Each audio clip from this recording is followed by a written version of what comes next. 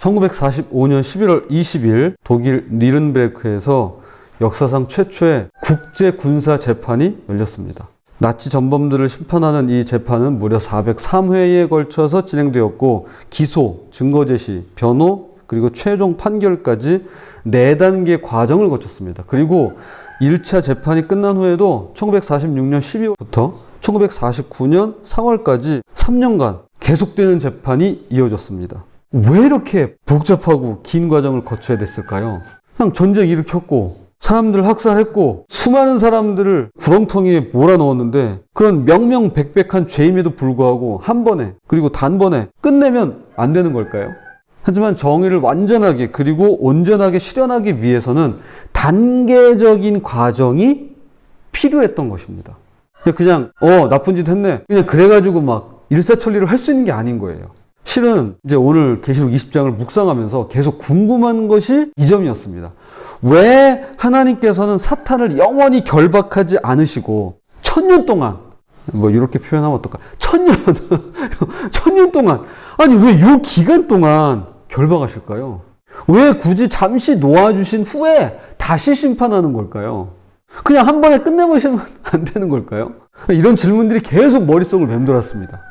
왜일까? 도대체 뭘까? 그런데 말씀을 읽고 묵상하면서 자료를 찾는 과정 가운데 악을 심판하는 과정이 단번에 끝나지 않고 여러 단계를 거치는 데는 하나님의 놀라우신 지혜가 담겨 있다는 사실을 알게 되었습니다. 자, 함께 말씀 살펴보도록 하겠습니다. 첫 번째, 1000년이라는 하나님의 시간표입니다.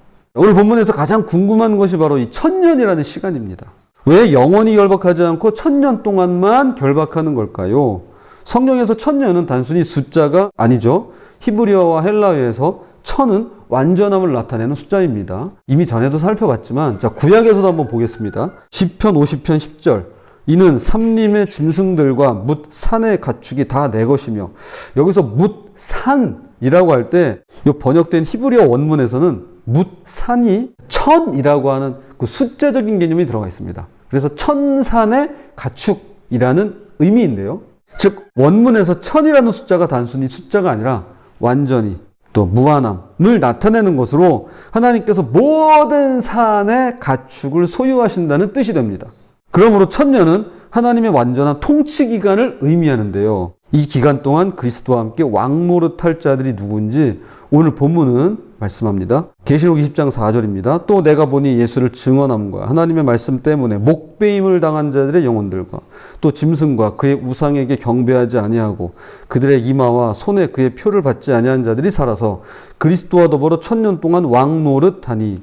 자, 여기 나오는 이분들이 누구인가요? 신앙 때문에 고난받고 순교당하신 분들입니다. 세상에서는 약해 보이고요, 실패자로 보였던 패배자로 보이는 사람들이죠.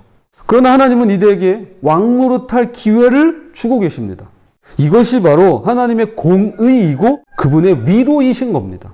혹시 여러분 중에 신앙 때문에 어려움을 겪는 분이 계실까요? 정직하게 살려고 하다가 손해본 경험. 하나님의 시간표는 우리가 생각하는 것과 다릅니다. 지금은 고난의 시간일지 몰라도 하나님은 그분의 완벽한 시간에 반드시 보상하신다는 것입니다. 하나님께서 그것들 그냥 놔두지 않으십니다. 다 세고 계시고 다 카운트하십니다.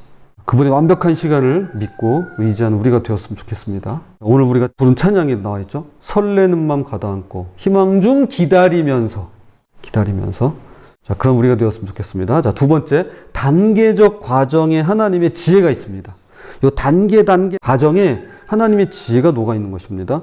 두 번째로 궁금한 것은 왜 사탄을 잠시 놓아두느냐는 겁니다. 3절, 7절, 8절에 보면 무적행에 던져 넣어 잠그고 그 위에 임봉하여 1000년이 차도록 다시는 만국을 미혹하지 못하게 하였는데 그 후에는 반드시 잠깐 놓이리라. 7절, 1000년이 참에 사탄이 그 옥에서 놓여 나와서 땅의 사방 백성 곧 곡과 마곡을 미혹하고 모아 싸움을 붙이리니 그 수가 바다의 모래 같으리라. 그냥 영원히 가두면 될 텐데 왜 이런 복잡한 과정을 거치는 걸까요? 그냥 한 번에 끝내실 수 있잖아요.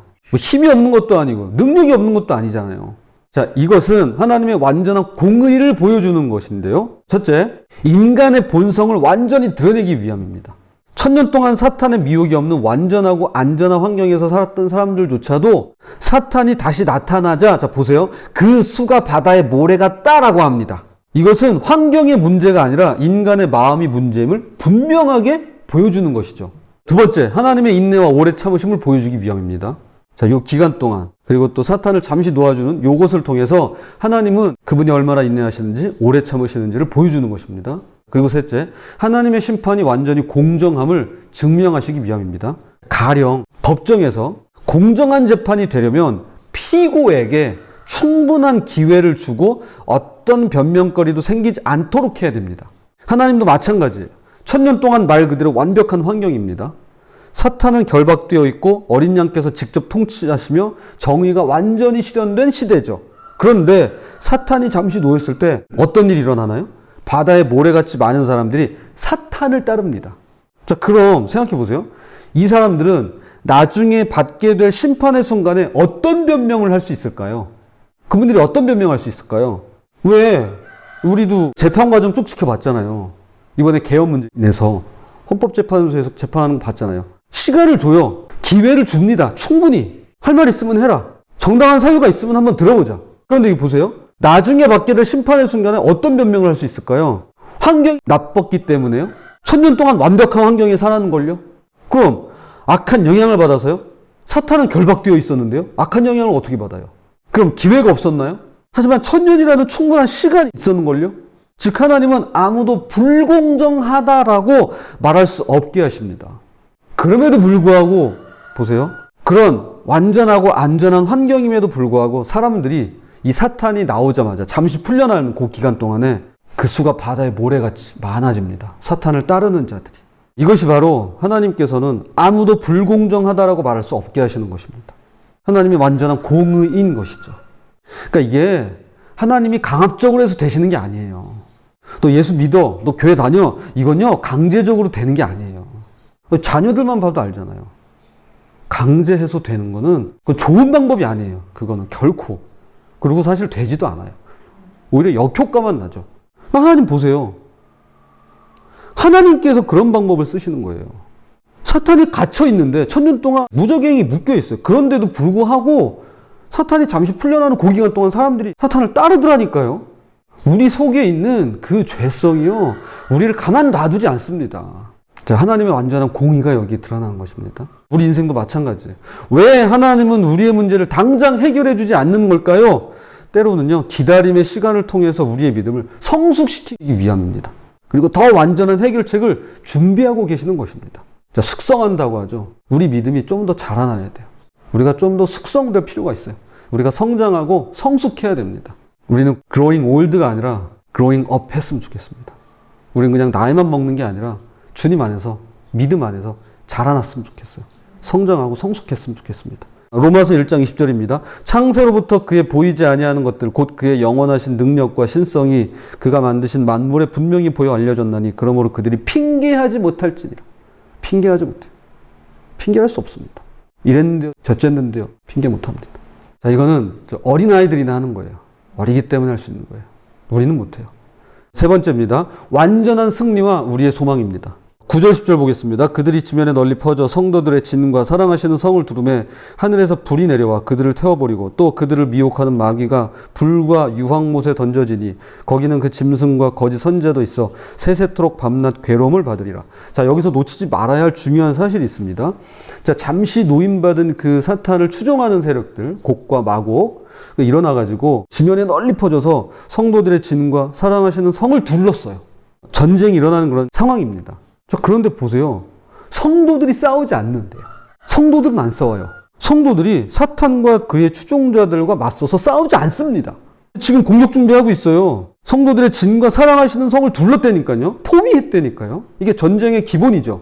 포위하잖아요. 그리고 압박해 들어가잖아요.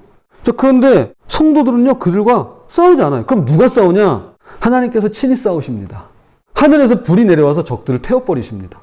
즉 완전한 승리는 우리의 힘이 아니라, 우리의 노력이 아니라 하나님의 능력으로 이루어지는 것입니다. 우리가 하는 게 아니에요.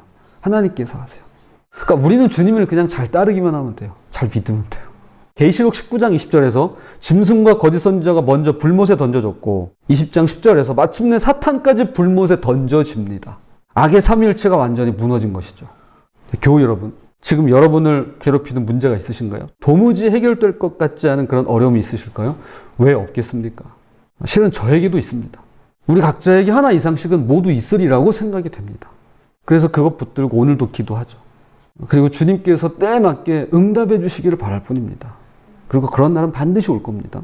그럴 때마다 하나님의 시간표를 믿고 기다리는 우리가 되었으면 좋겠습니다.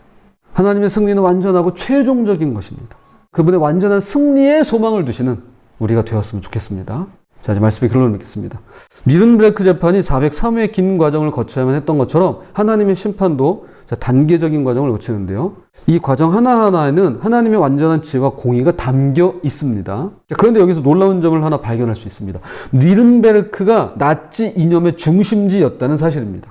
1935년에 악명 높은 유대인 차별법이 선포된 바로 그 장소에서 10년 뒤에 전범들이 재판을 받았다는 사실입니다.